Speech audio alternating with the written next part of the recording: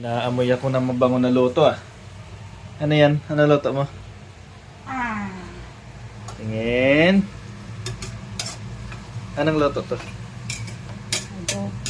Adobong pata. Ano ba? Adobo ng pata, mga sanggay ang ulam natin yan ah. Wow! Wala pang timpla to. Sige. Update mo ako kung natimplahan na, kung masarap yung timpla mo. Luto na mga sanggay ah. Ang bango. Sarap nito, patigim. Tingnan natin yung ano niya, timpla.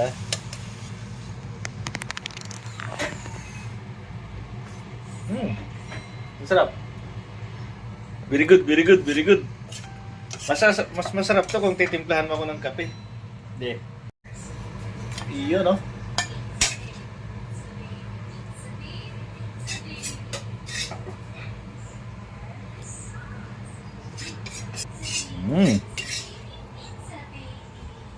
Kainan na mga sanggay, almusal na.